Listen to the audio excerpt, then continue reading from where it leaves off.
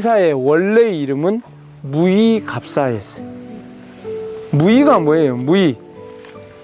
예, 냅둬요. 가만히 냅둬. 뭔가 하지 않는 그대로의 모습.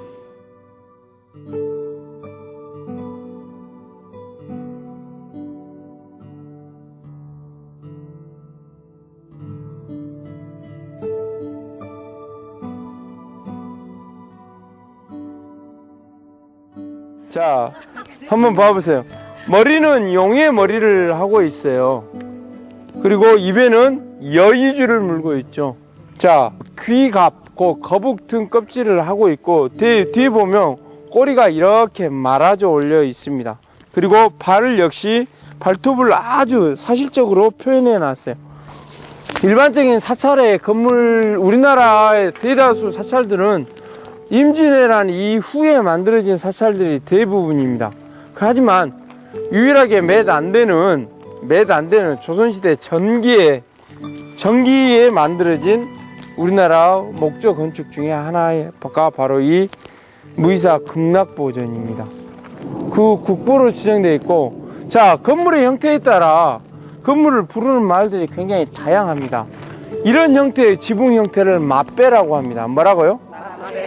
배를 맞대야지. 뭔 말인지 아시겠죠?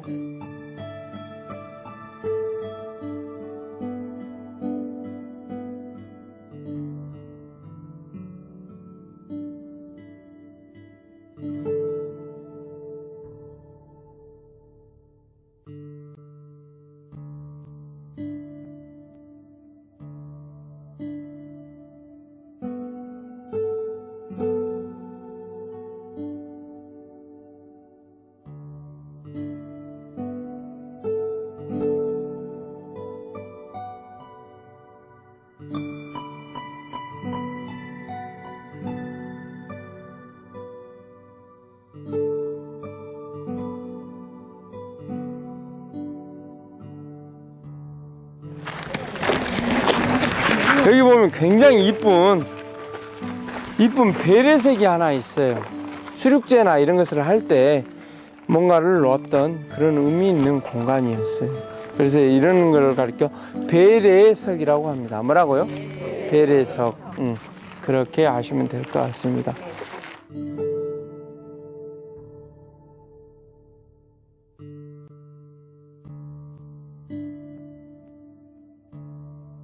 왜 이 청자가, 조선의 청자가 중요하냐면, 중국의 청자와 다르게 유약이 굉장히 엷으면서도 투명도가 굉장히 강했어요.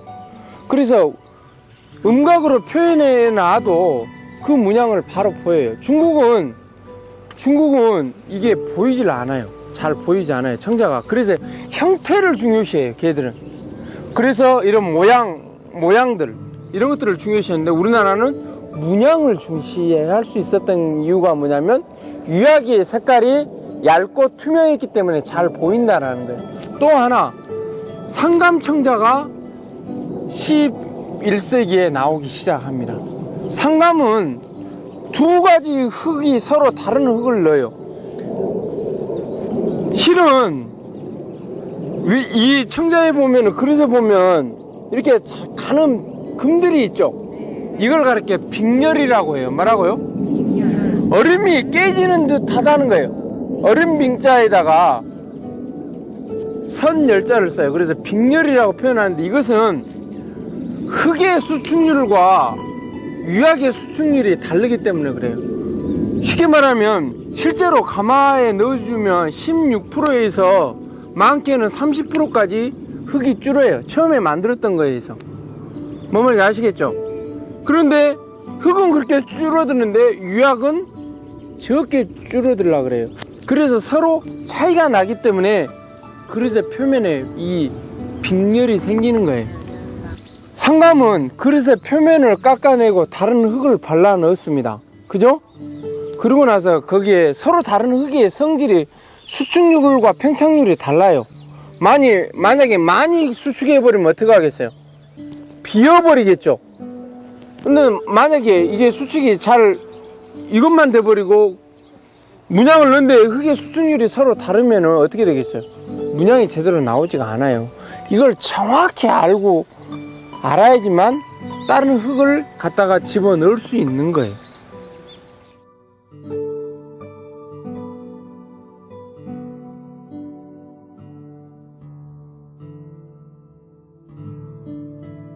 자, 여기 정자 하나 봐보세요.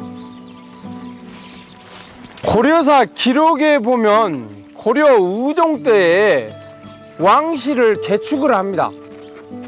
12세기에 왕실을 개축하게 되는데, 그 개축하면서 왕실의 궁궐에 기와를 청자로 이어요. 일반인들은 청자를 쓸 수가 없었어요. 그런데 그것도 부족해서 기와를 뭘로 입혔다는 거예요? 청자. 그 정자의 이름이 양이정이에요. 양이정. 그걸 재현해 놓은 거예요, 지금. 얼마만큼 고려 왕실이 화려한 귀족 문화를 누렸는지는 그거 하나만을 보더라도 단편으로 알 수 있어요.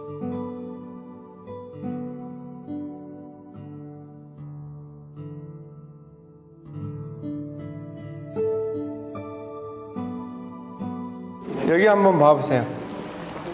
상감으로 왕 이름을 이렇게 왕이라는 것을 써놨죠. 이걸 그렇게 잔탁이라고 합니다. 네, 잔이 있고 잔을 받치는 탁, 잔 받침이죠. 근데 왜 왕자를 줬다? 이건 이제 왕실용이었겠죠.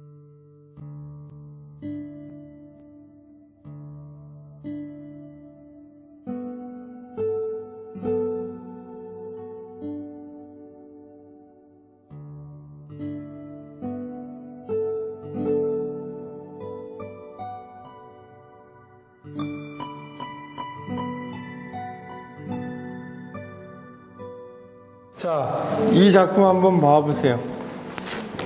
자, 청자인 재질에 상강 기법을 했다라는 거예요. 그리고 연꽃 모양이 위에가 새겨져 있죠. 그 다음에 참외 모양이죠. 그래서 과형 주전자. 이렇게 뚜껑이 있는 경우들이 극히 좀 드물어요. 밑부분에 보면 연꽃이 새겨져 있죠. 그리고 연꽃이 이렇게 받침으로 되어 있습니다. 그 위에 하나는, 두 개는 모란이나 상감을 했고, 여기나 가운데는 국화가 되어 있네요. 국화. 그 다음에 이쪽에 한번 봐보세요. 주구 있는데 물 나오는 데 있는 부분은 뭐 같이 보입니까, 선생님들?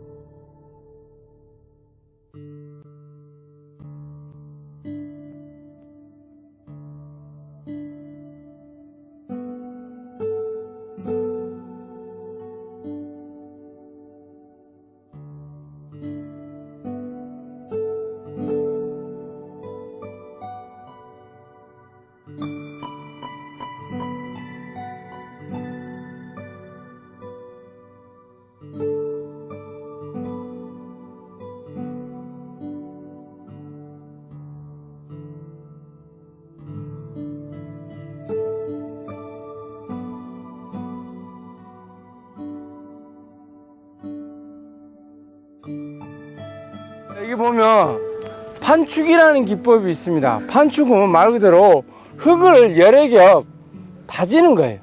자, 그러지 않으면 어떻게 했어요? 전라도 말로 버그러져 버렸죠. 여기 한번 봐보세요. 보면 한 단, 두 단, 세 단, 네 단 정도는 얼른 구분할 수 있겠죠. 보이시죠? 색깔들이 반드시 흙을 척겹이 쌓으면 색깔이 다릅니다.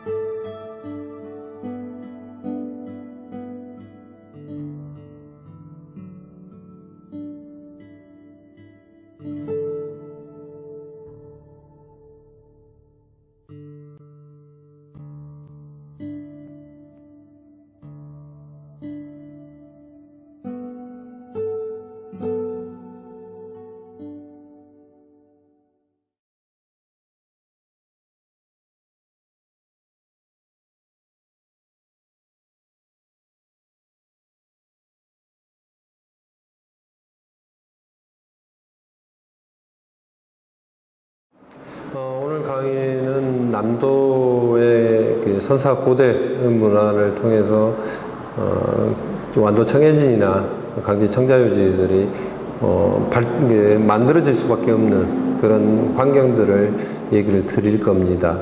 그래서 세부적인 내용들은 강의 속에서 또 여러 가지 사진자료와 함께 말씀을 드리도록 하겠습니다.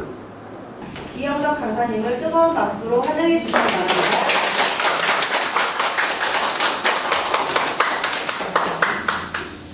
반갑습니다.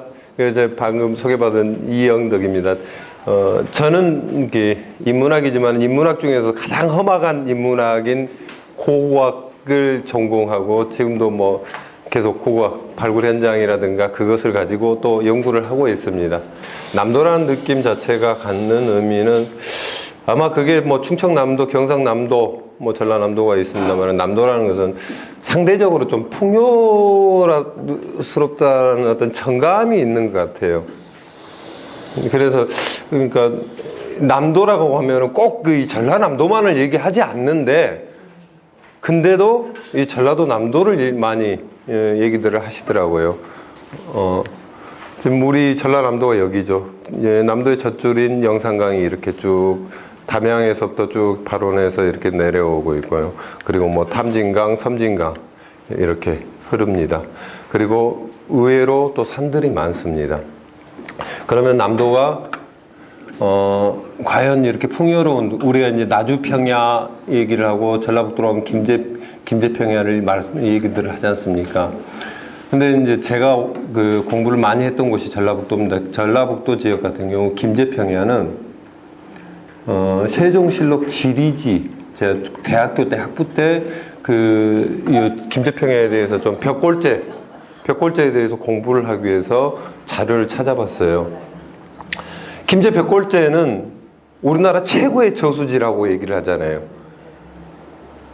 그러면 그 저수지가 말 그대로 물을 담아서 밑에 있는 농경지에다가 물을 대기 위한 저수지였을 거잖아요. 일반적으로. 근데 자료를 제가 찾아보니까 물론 이건 100% 제 견해입니다. 김제 벽골제 제방은 물을 가두기 위한 제방이 아니라 물을 막기 위한 제방입니다. 바닷물을. 삼국시대, 특히 이제 이 4세기 때쯤에는 삼국사기 기록에도 나옵니다. 간척을 했다는. 간척을 해야 되는데, 우리가 지금 서해안 지역 같은 거 아주 평평하니 이렇게, 평평하잖아요. 근데 이 뻘이었어요. 뻘이었다면 지금 뭐 바닷가에 뻘을 생각하지 마시고, 뻘도 육지 가까운 뻘이면은 늪지가 형성이 됩니다. 거기에는 갈대가 자랐을 거고 여러 가지 해초들 그리고 육지산 뭐 억새라는 걸 같이 자랐겠죠. 그런 늪지들이 쭉 형성이 돼 있었는데 그것을 논으로 개간하는 과정이 삼국사기 근초고항대에 그 간척했다는 기록들이 나옵니다. 그리고 그 어간에 벽골재가 만들어진 것 같습니다. 그 벽골재가 만들어진 이유는 이 안쪽에, 제방 안쪽에 물을 가두는 게 아니라 제방 안쪽을 간척하기 위해서 뚝을 쌓은 거예요. 여기서 더 이상 바닷물 침범하지 말라고. 제가 이 말씀을 드린 이유는 우리가 호남평야 하면 김제평야를 얘기하고 뭐 우리 정태추 씨 노래 김제벌 갈까마귀 나오고 지평선 얘기가 나오는데 그 김제평야는 김제평야가 아니라는 겁니다. 우리가 생각하는 호남의 곡창은 아니었다는 겁니다. 이 호남의 곡창은 실제로 1930년대 만들어졌습니다. 제가 이 얘기를 드리는 이유가 자 다시 영산강으로 내려가겠습니다. 영산강도 역시 우리가 나주평야 하면서 아주 드넓은 평야를 보면서 우리는 호남의 곡창 내지는 남도는 참 부자였다. 이 넓은 땅덩어리가 있었으니까 라고 얘기를 하는데 실제로 영산강 역시 저는 이렇게 여기는 이제 어디 갔습니까? 영산강이 아닌데 거기 밑에 책에 있구나. 죄송합니다. 예, 탄진강의 마량이고 마장성이 있었던 곳이죠. 제주도로 말이 왔다 갔다 했던. 그리고 뭐 남도 하면 이런 강과 그리고 월출산 그리고 무등산 이렇게 크게 보면은 아마 사람들의 기억 속에는 그런 모습들이 있을 거라고 생각을 합니다. 자, 근데 우리 지금 책 표지에 보니까 책 표지에 있는 사진이 어딘지 아세요? 예? 강원도 용월이요? 강원도 용월 가면 한반도 지형에 이런 곳들이 있죠. 예? 순창 어디도 있고 여기 영산강입니다. 늘어지라는 곳일 거예요 아마. 늘어지 어디 있냐면은 여기입니다. 이렇게 푹 들어갔다 다시 나오잖아요. 한번 가보세요. 무안 몽탄 쪽이고 여기 아마 무안 몽탄 쪽일 겁니다. 몽탄에서 이쪽 방향이고 이게 이제 영암 쪽에서 여기서 보고 바라본 사진일 겁니다. 여기 늘어지예요.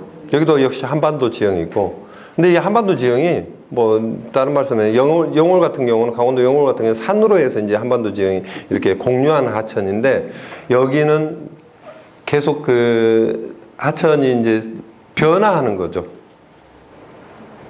영산강 유역도 역시 이렇게 끊임없이 범람이 있었고 그 범람 끝에 이제 지금 현재는 하천 제방들이 만들어지죠.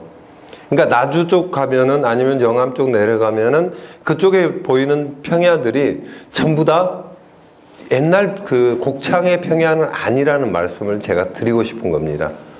자, 이렇게 이제 서두의 이 범람이라든가 자연재해 이런 얘기를 드리는 이유는 우리 지금 보이는 모습 속에서 뭐랄까 그 평야 내지는 풍요 그것은 절대 아니다. 당시의 어떤 그 삶이 그렇게 지금 현재처럼 여러 가지 풍요롭지는 않았을 것이다. 그런데 제가 그 책에 그런 얘기를 써놨잖아요. 옛날에 이제 제가 그 대학원 때 같은 경우는 이제 이쪽 백제 지역 같은 경우는 고분에서 발굴하면 유물이 많이 안 나옵니다. 삼국시대 고분에서. 뭐 실제로 유물이 한 점도 없는 경우도 있고 유물이라고 해봐야 그냥 귀골 있죠. 그냥 귀에 차가지고 그냥 이제 묻었으니까 그런 한쪽이 나오거나 그런 정도 나오고 그랬거든요. 근데 신라라든가 가야 쪽 가면은 유물이 상당히 많이 나옵니다. 뭐 잘 아시는 황남대총이라든가 천마총 같은 데는 그냥 그 토기가 막 켜켜이 쌓여 있잖아요. 수천 점이 나오잖아요. 그건 아마 그 매장하는 방식의 차이였던 것 같습니다. 그러니까 지금 여기 사진에 있는 모습은 토기가 많이 들어있잖아요.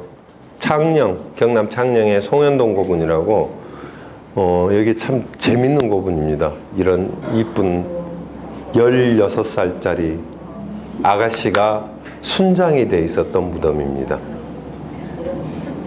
자, 백제책 같은 경우는 어떻게 방금 유물 많이 나왔잖아요. 요거 많이 나온 편이에요. 요게 가장 많이 나온 편입니다. 요 무덤은 아마 제가 보기에는 2번 정도 사람이 죽으니까, 그러니까 부부지간에 죽었든 형제지간에 죽었든 그건 제가 잘 모르는데, 자고한 한 사람 죽고 나면 무덤에다 넣고 또 추가로 무덤에 넣었던 결과인 것 같아요. 요건 이제 횡혈식 석실분이라고 하는 건데, 문짝이 있습니다. 요것도 밑에 것도 횡혈식인데, 여기는 발굴하니까 이렇게 깨끗해요. 도굴된 것도 아닌데. 그러니까 이런 차이가 있었어요. 그리고 우리 가까운 과거, 과연 우리는 풍요로웠는가? 이건 1900년대 초반, 우리 한말, 구한말 시대의 사진입니다. 이렇게, 엿장수도 있고, 포구에 이런 아주, 그런 나무, 지게 나무 장사들 많이, 아마 구한말까지 있었겠죠? 저도 어렸을 때 산에 나무하러 다녔던 것 같은데. 그리고 이제 이렇게 흙벽 돌담 쌓는 거. 여기는 광주입니다. 여기 뒤에가 무등산입니다. 참 아까운 산이죠. 네. 큰 산은 아니고 동산이었고, 아마 이게 들 한가운데 있었으니까 옛날 삼국시대 무덤 만 고분일 가능성도 충분히 있었어요. 그리고 좀 더 가까운 과거. 이제 기억이 나실 겁니다. 이렇게 소를 뜯기고, 아마 이 사진 같은 경우는 70년대 후반 정도 되겠죠. 예, 참 정겹죠? 이렇게 소풀 뜯기고, 머리 빡빡 밀어가지고, 그리고, 요거 뭔지 아시죠? 코를 질질, 너희 엄마 아버지들은 옛날에 코를 질질 흘리고 다녔단다. 그래서 저렇게 손수건 달아놨다. 궁둥이 일부러 따가지고, 아마 저 옷이 저렇게 나왔어요. 하도 이제 기저귀라든가 그런 부분이, 그러니까. 그리고 이제 80년대 들어서서, 요 아파트가 무슨 아파트가요? 서울 압구정동 현대 아파트입니다.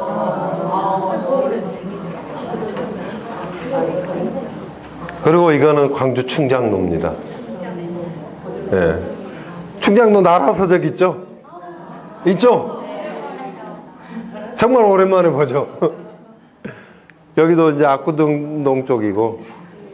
그래서 이런 모습들, 과연 우리가 부자라는 개념이 과연 경제적인 부의 부자인가? 아니면 어떤 정서적인 개념의 부자인가? 그런 얘기들을, 뭐 제가 굳이 여기 계신 분들한테는 말씀을 안 드려도 될 것 같습니다. 그래서, 지금부터 이제 그러면은 우리 역사가, 우리 인류가 왜 여기까지 왔고, 그리고 간단하게 우리 인류가 어떻게 진화됐고, 그리고 하다못해 어떤 얘기, 우리 이 지역의 호남 지역의 신석기, 청동기 시대 어떤 형태들인가를 좀 얘기를 드리겠습니다. 요게 이제 인류 진화도입니다. 지금 현생 인류의 모습들이죠. 아마 한 4만 년 전 이후의 인류는 그대로입니다. 여기 계신 분들이나 4만 년 전의 인류나 뇌 용량이라든가 인지 능력들은 거의 똑같습니다. 오히려 산속에다가 던져놓으면 여기 계신 분들하고 4만 년 전의 사람하고 같이 놔두면 그 사람들 아주 잘 살겠죠. 여기 계신 분들은 아마 한 일주일 동안 버티면 아주 잘 버티지 않을까. 결국은 이제 그 도구를 얼마만큼 만들고 사용할 줄 알았느냐, 인지 능력이 얼마만큼 이제 개발이 되느냐에 따라서 인류는 계속 진화를 했습니다. 근데 그 진화가 동일한 선상에서 진화된 게 아니라 얘네들은 사피엔스 안 보이네. 오스트랄로 뭐 아파렌시스라든가 요것들이 같은 맥락으로 쭉 온 게 아니라 호모 에렉투스에서 끝납니다. 불을 처음 발견을 했고 불을 이용했던 호모 에렉투스는 멸종을 합니다. 또 새로운 그 종족들이 나타나고, 그리고 최후에는 지금 호모 사피엔스, 이 종이 지금 여기 있는 우리 종입니다. 같은 종이죠.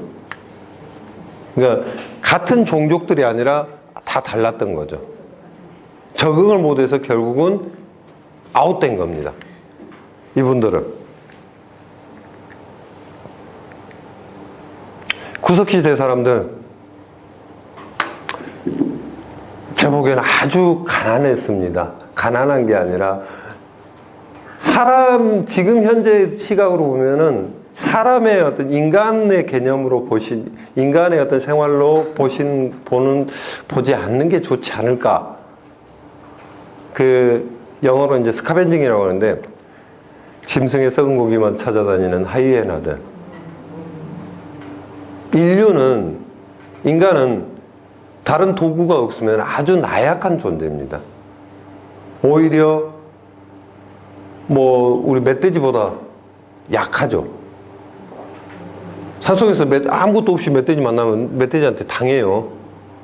근데 그 도구를 이용하거나 아니면 머리를 쓰면은 멧돼지를 이길 수 있죠. 요 구석기 시대 대체로 전기, 중기 구석기 시대까지는 거의 이제 흔히 수렵 채집 사회라고 하는데 그게 아주 좋은 표현이죠. 주워 먹고, 얻어먹고. 그런, 제가 좀 비하한 것 같습니다만은 그런 사회였습니다. 그저 이제 생계를 위한 수단. 근데 이제 요즘 웰빙으로 해서 유럽이라든가 미국 쪽에서 그 구석기 시대 식단 내지 구석기 다이어트 이게 유행하더라고요. 그게 뭐냐면 날고기를 먹는다. 아니면은 가공되지 않는 식품들을 섭취한다. 그러니까 구석기 다이어트 혹시 EBS라든가 그런데 저도 가끔 이제 쓱 지나가는 걸 봤어요. 근데 이제 이들이 그 진화를 하게 되면 특히 도구를 사용하게 되면 도구의 체계가 변하게 된 게 구석시대는 말 그대로 그냥 있으면 짱돌이라고 하죠. 돌 주워서 사용을 했어요. 그러다 보니까 날카로운 날이 생겨? 요렇게 때려서 만들면은 석기가 아니라 좀 더 날카롭게 좀 더 잘 쓸 수 있을 것 같아. 그래서 석기가 계속 진화를 하는 거죠. 그러다가 너무 무거워. 이제 후기 구석기 시대면은 좀 더 조그만 걸로 변화를 합니다. 그리고 돌감도 그 전에 막돌들 주술 수 있는 것들을 가지고 사용했는데 여기에는 이런 돌들 하다못해 활을 쏘는 데는 좀 더 단단하고 잘 깨지고 그런 것들을 취사 선택을 하게 된 거죠. 그래서 후기 구석기 시대가 되면은 이 문화 자체가 기존에는 진짜 요즘 맞짱이라고 하죠. 애들 표현으로 1대1 맞대면 해갖고 짐승하고 맞대면해서 싸워서 이기는 그런 방법을 택했다면은 이제 후기 구석기 시대에는 이 사람들은 활과 화살, 창을 사용을 합니다. 무슨 얘기냐? 좀 더 먼 거리에서도 잡을 수 있다는 거죠. 그리고 조그마한 동물들도 잡을 수 있다는 거죠. 식생 변화가 있었던 거죠. 그러니까 단순히 도구만 변한 게 아니라 구석시대 환경 자체가 따뜻했다가 추웠다가 빙하게 있다가 간빙했다가 계속 왔다 갔다 했거든요. 따뜻해지면 따뜻해질수록 육식 포유류들보다는 큰 대형 동물보다는 초식 동물들이 더 성행을 하는 거죠. 그러면 요것들을 잡아먹으려면은 큰 짱돌로 때렸다가 애들이 웃고 도망가죠. 몰래 숨어서 활로 쏘든지 창을 사용을 했겠죠.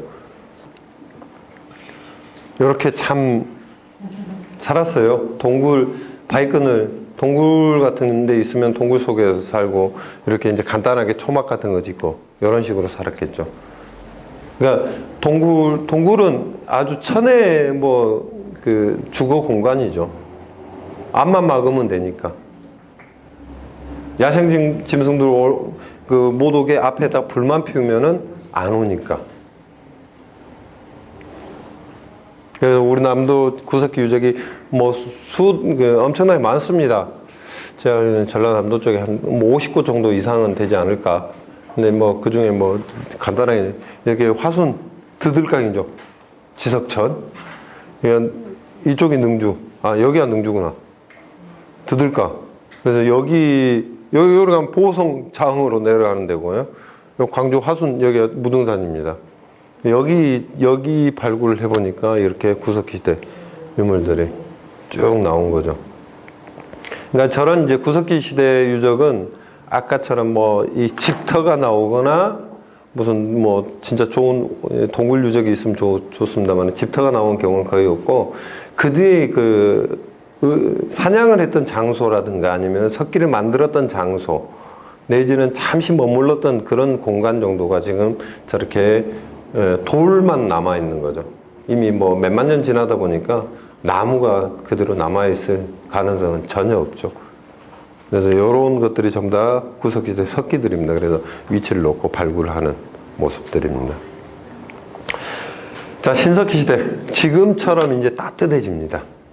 기원전 한 6,000년 전 이후부터 계속 기온이 상승해가지고 따뜻해지는데, 요때 이제 아까 말씀드린 뻘이 형성이 됩니다. 바닷가의 뻘이. 강의 어기가 만들어진 경우. 낙동강 삼각주, 그리고 금강, 영산강의 그 삼각주, 이 뻘들이 만들어진 거죠. 강에서, 위에서부터 이제 퇴적물들이 같이 쌓여서 그 뻘이라는 것은 바다 생물들한테는 플랑크톤을 형성해주는 아주 좋은 재원이 됩니다. 자료가. 그래서 그게 조개가 서식하게 되고, 그리고 그 조개와 같이 아울러서 물고기들이 같이 나타납니다. 그래서 뭐 여러 가지 이 사람들이 이제 결국은, 오랜 그 구석시대 사람들이 수렵 활동을 했다면 이 사람들은 이제 다시 자연 환경을 좀 더 적극적으로 이용을 하면서, 전략적으로 이쪽은 물고기를 잡을 수 있고, 아니면 조개를 딸 수 있고, 아니면은 이 가을에는 이렇게 밤도 주술 수 있다. 그런 것들을 파악을 합니다. 그래서 이렇게 화살촉들도, 이 제주도 고산리에서 나온 화살촉입니다. 저것도 눈꼽만 해요. 요만합니다. 사진을 보니까 큰 것처럼 보이는데. 그래서 아직까지는 신석시대면 간석기들인데, 간석기가 아니라 뗀석기 전통이 그대로 남아있어요. 여기가 고산 유적입니다. 이런 융기문 토기들이 같이 발굴이 됐습니다. 이제 석기들이 구석기 시대에는 단순히 그냥 사냥하는 아주 그냥 누가 봐도 단순한 도구 체계였다면 이제 막 바뀌어요. 이건 물고기를 잡는 용도. 물고기를 잡는 것도 작살질을 하거나 아니면 그물질을 하거나 아니면 낚시질을 할 때 사용하는 도구가 다 틀리죠. 제일 오른쪽에 있는 게 바로 낚시입니다. 결합식 낚시라고 하는 건데, 이런 낚시들이 실제로 잡았어요. 물고기를. 특히 이제 그 주둥아리가 큰 참돔 같은 놈들. 그래서 아마 저 신석시대는 저런 낚시도 하고, 이렇게 이제 움집을 짓고 살았고, 이렇게 가운데 이제 따뜻하게 화덕도 만들고, 이런 식의 어떤 신석시대 삶이 조금씩 이제 안정적으로 변해가는 거죠. 그러고 나서, 아까 말씀드렸듯이, 요게 이제 개매기 그물이라고, 해남이라든가 진도 쪽 가면 좀 있는 것 같더라고, 신안 쪽이라든가. 그리고 서해안 쪽 가면 엄청나게 많습니다. 저 개매기 그물, 독살, 석방염, 저런 표현을 쓰는데, 석방염 돌살이라고 하는데, 저것 역시 조선시대에는, 수군 만호가 관리할 정도로, 아니면은 그쪽에 그 유지들이 관리할 정도로의 어떤 그 큰 수확물이었습니다. 저거는 한번 설치를 해놓으면 물고기가 들어오잖아요. 지금 요새 물고기가 없어서 그래요.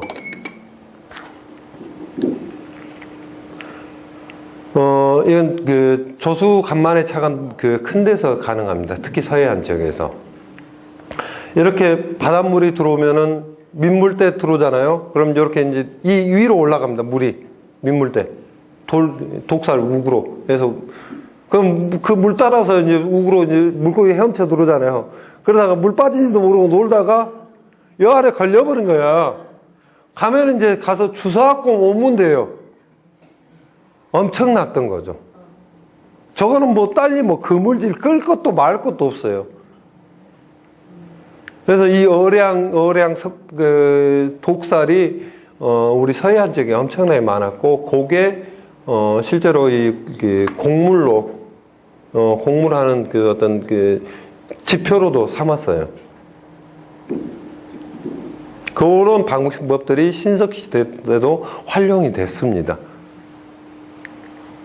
이제 조개 구워 먹는 모습들. 요게 이제 뼈다구들, 조개하고 뼈다구들인데, 요거는 상어뼈입니다. 그리고 요게 아마 참돔 등뼈. 상어, 추석시에 썼으니까 상어 보시면은 등 보면은 동그랗게 돼 있지, 옆으로 가시 안 나잖아요. 그게 상어나 가오리 종류들이 저런 종류입니다. 요 청동기 시대가 바로 어떻게 보면 단순하게 그냥 시간이 지났으니까 청동기 시대로 넘어온 것이 아니라 여러 가지 기술의 진화입니다. 우리나라에서는 한반도 지역에서는 일단 벼농사가 시작됩니다. 신석기 시대는 벼농사가 없었습니다. 작곡농경이죠. 조나 기장이라든가 그런 작곡농경이 있었다면은 청동시대에는 이제 논농사, 밭농사가 벌어집니다. 그러면 그게 이제 결국은 잉여 생산물이 됐을 거고, 그리고 무기류들. 기존에 돌로 아무리 돌을 날카롭게 갈아도 큰 무기류가 안 되죠. 대량 살상용이라든가 어떤 날카로운 이기류가 안 되죠. 근데 이제 금속을 이용해서 무기를 만든거나 농경구를 만드는 것은 좀 더 섬세하고 또 날카로운 무기류, 날카로운 이기가 만들어진다는 얘기입니다. 그와 함께 아울러서 그런 것들이 기반이 돼서 결국은 권력이 만들어지는 거죠. 이런 시스템으로 결국 이제 집들이, 마을이 형성이 됩니다. 물론 신석기 시대에도 마을은 있었습니다. 발굴해 보니까 이런 아주 큰 집들이 있고, 요게 네모난 게 집자리입니다. 그리고 보면은 이게 길이가 얼마 정도 할 것 같아요? 사진으로 좀 보니. 보통 요 집자리 하나가, 이 강의실 있죠? 강의실에 이 3분의 2, 저기서 여기까지 이 정도 합니다. 작은 집 아니에요. 그리고 아울러서 이제 마을이라는 게 형성이 되니까 마을 주변에 이 방어할 수 있는 시스템들이 만들어집니다. 그 방어는 사람으로부터 방어도 있지만은 사실은 짐승입니다. 바로 그런 시설들이 요것들입니다. 이렇게 타원형으로 이렇게 되는 것들 있죠. 요게 산이고, 산에서부터 내려오는 짐승들을 막기 위한 덫입니다. 덫. 짐승의 덫. 요런 식으로 쭉 돌려져 있잖아요. 이런 집자리에 아울러서 청동시대는 이제는 잉여 생산물들이 있기 때문에 이런 창고들이 만들어지는 거죠. 창고가 이제 이 지상으로 올라오는 이유는 곡물 같은 경우는 건조가 돼야 되고, 두 번째가 쥐새끼들, 이 징한놈 새끼들을 잡아야 되니까. 그래서 이렇게 올라오는 시스템이죠. 이렇게 조금씩 이제 먹고 사는데 풍족하게, 이 사람들은 일본에서도 일본 유적입니다. 일본에서도 이런 것들이 있고, 이제 논들이 위에, 그러니까 우리 계곡이라고 하죠. 곡간지라고 하는데, 계곡에서 위에서 물이 있으면 천수답들이죠. 물이 있으면 이렇게 쭉 타고 물을 쭉 내려서 이렇게 계단식 논을 만들었던 게 바로 청동시대 때부터입니다. 그리고 또 하천, 우리 영산강유역이라든가 하천 충격지대에는 저런 밭들이 형성이 됩니다. 그리고 아까 말씀드렸듯이 권력의 어떤 표징이라고 할 수 있는 이 거석들이 나타나는데, 이거는 중국 요동 지역에 있는 석붕이라고 하는 지성묘예요. 중국에도 지성묘 있습니다. 그리고 황해도라든가 경기도, 강화도까지도 이런 지성묘 형태들이 나타납니다. 그리고 고창 아산면 도산리에 이 지성묘가 하나가 딱 있죠. 딸랑. 옛날에는 장독대 뒤에 있었는데 지금은 깨끗이 정비되어 있더라고요. 지성묘, 우리 호남 쪽, 특히 전라남도에 지성묘 많죠. 전라남도에 지성묘 한 2만 기 정도 있다고 합니다. 저 지성묘를 보면은 무덤은 요거는 상징물입니다. 표석이에요. 뚜껑돌 이제 상석이고 그 밑에 파보면은 이제 발굴하면은 또 여기에 또 뚜껑돌이 하나 있어요. 이게 개석이고 그 밑에 이제 이렇게 무덤방이 만들어집니다. 그래서 뭐 이게 화순 대신리 그 지성묘들이고 고창 아산면에 있는 중림리 지성묘입니다. 이제 이건 보성 동천리 지성묘입니다. 요거 뭐 묘 이장하면서 주민 신고로 해서 된 건데 여기 그 밭 위에 고인돌의 상석이 있었겠죠. 거기 없어졌고 포크레인 파다 보니까 막 돌들이 나오고 이상하다 해갖고 신고가 들어온 겁니다. 무덤방은 여기서 한 3m 내려가서 여기에 있었습니다. 엄청나게 크죠. 자, 지성묘 보면은 또 우리나라 토양 불행하게도 산성 토양이기 때문에 인골 뼈가 남아있질 않습니다. 다행히 이제 몇 군데에서 저렇게 나타나요. 저 왼쪽이 대구 달성 평촌리고 이쪽은 이제 그 충주댐 수몰되면서 발굴했던 저건 황성리 고인돌인데 그 뼈들이 저렇게 남아 있었어요. 그래서 이게 100% 이게 무덤 맞다. 무덤으로서 이렇게 집어넣었다라고 얘기들 하죠. 그 외에 이제 이런 옹관들이 사용되는 사례들도 있습니다. 이 옹관은 뭐 잘 아실 거 아니에요. 동무덤이야 우리 70년대까지도 있었던 무덤이고, 그리고 삼국시대. 자, 청동시대까지 이렇게 넘어왔다가 삼국시대의 삶에 대해서 말씀을 드리겠습니다. 요게 전부 다 집자리입니다. 담양 태몽리 유적, 영산강 부관이죠. 저기에 삼국시대 집자리가 한 1000기 정도 조사가 됐습니다. 순창에서 영산강 순창에서 이 광주로 넘어오는 영산강 중류로 넘어오는 교통로입니다. 잘 생각을 해보세요. 순창 남원으로 넘어가면 남원 금지로에서 결국은 가야 문화권하고 연결이 되죠.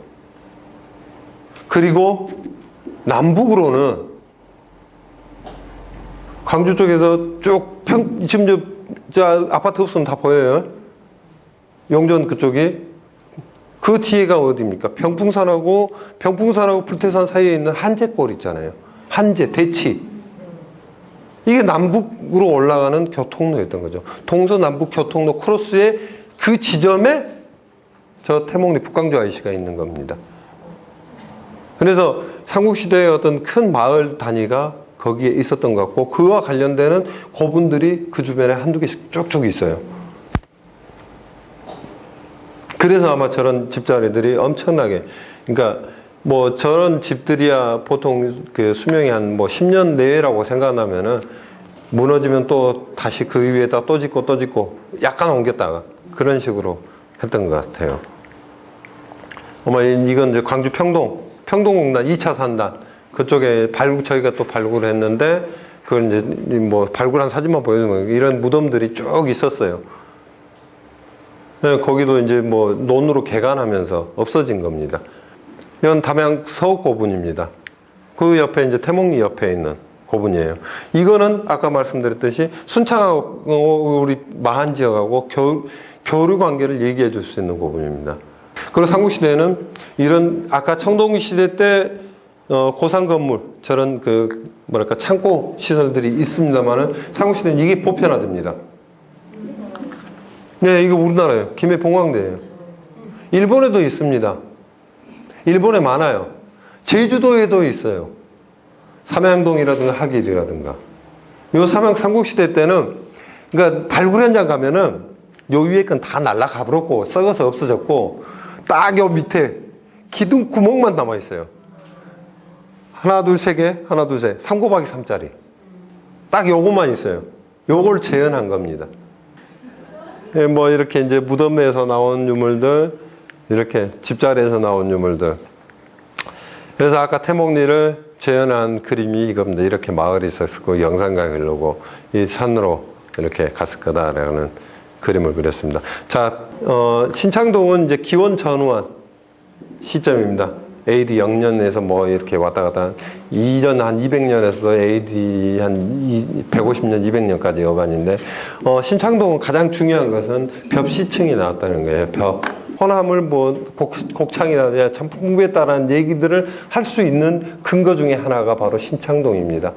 그러니까 목공 이런 농경 도구들이 확인이 됐고, 이런 자기 손잡이들 내지는 이런 따비 종류들, 이런 나무로 된 이런 것들은 일반 그 구릉지에서는 발굴하면 안 나옵니다. 썩어서 없어지지.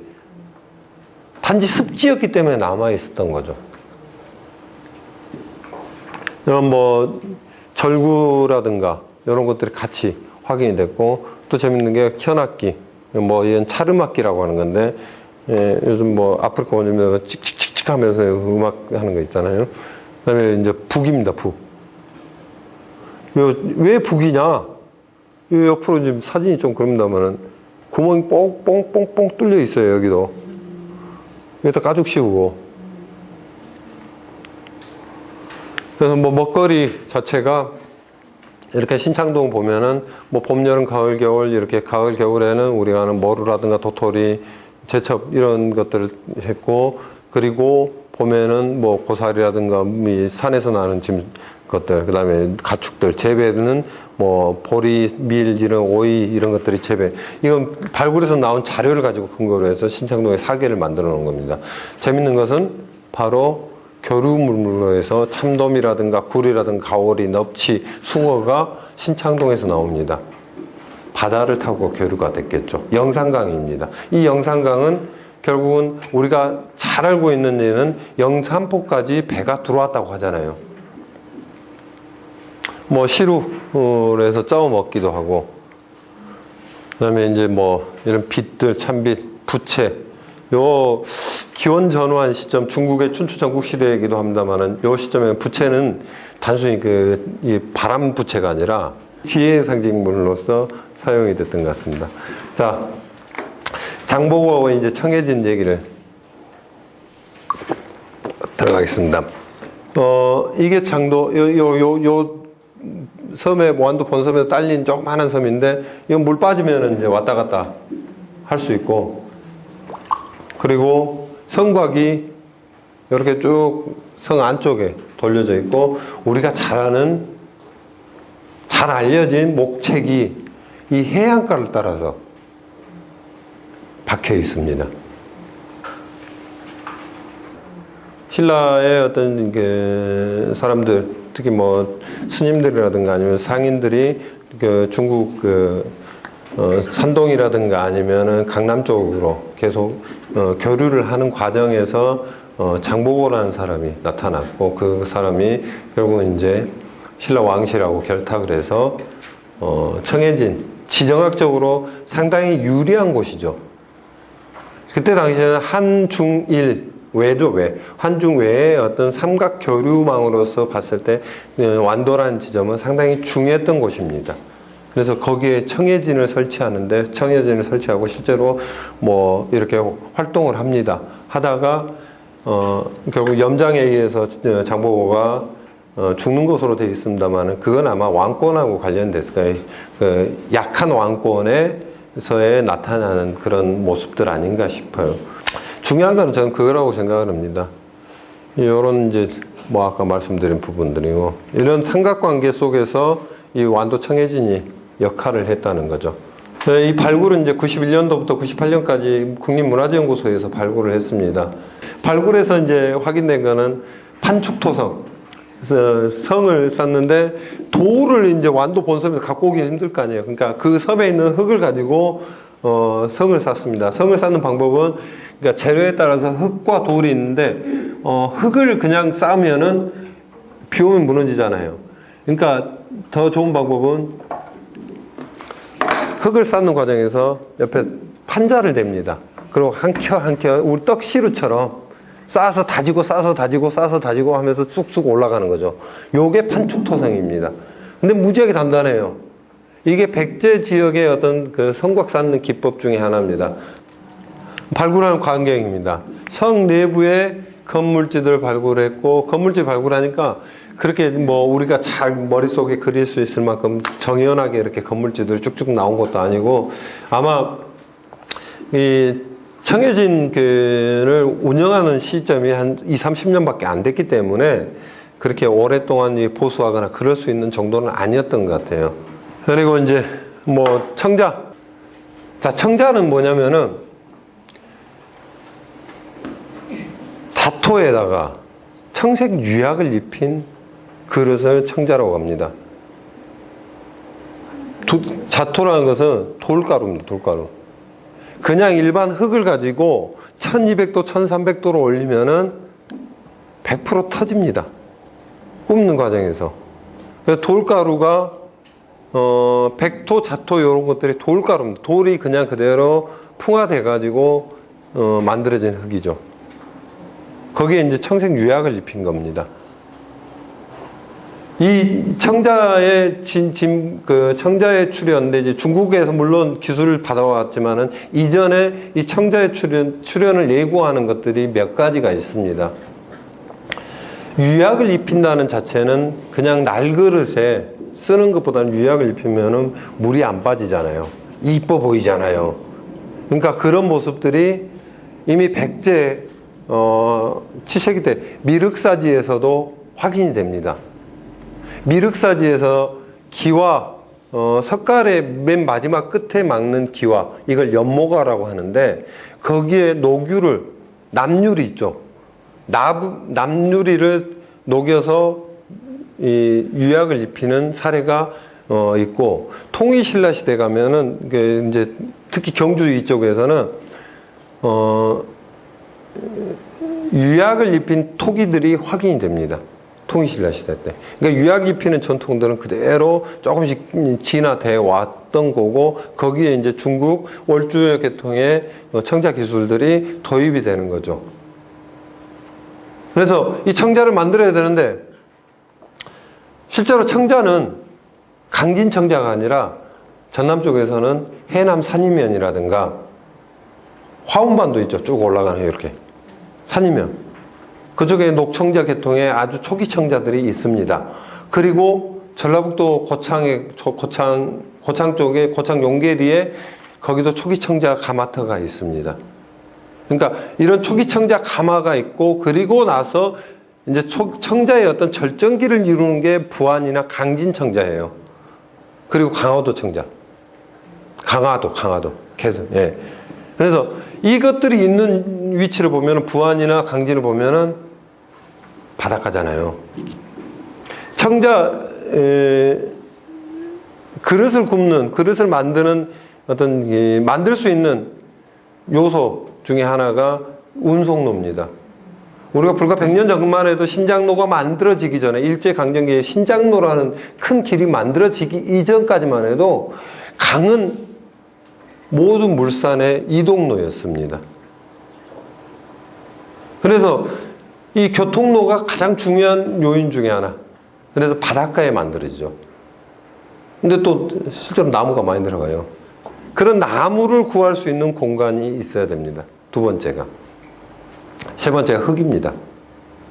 그러니까 백토, 자토가 나오는 곳에서 그릇을 구웠죠. 그래서 아마 강진, 그리고 전라북도의 부안, 요 지역들이 청자 가마터가 많은 이유 중에 하나입니다.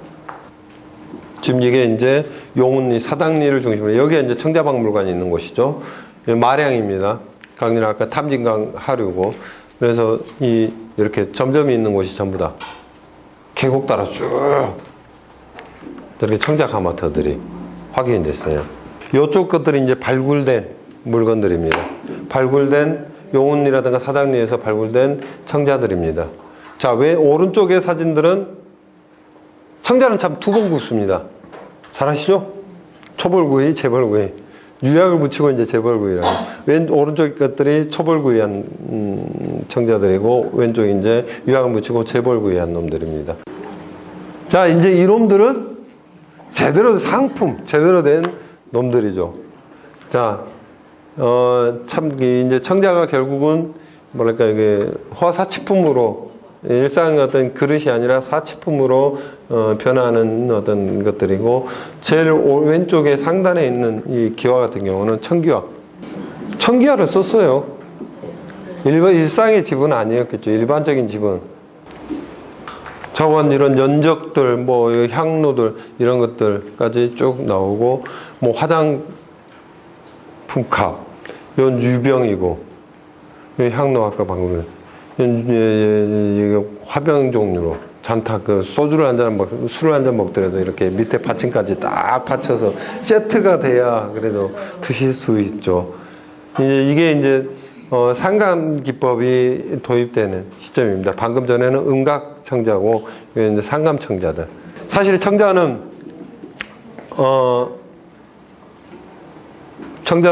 그릇일 뿐입니다.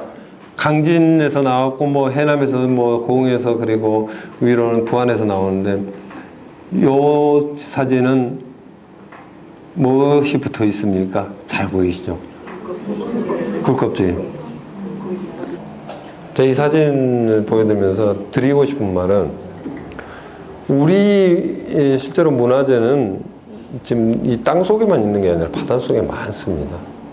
청해진을 찾기 위해서 그리고 장보고의 흔적을 찾기 위해서는 오히려 바닷속에 더 많은 유적들이 있지 않을까 그런 생각을 합니다.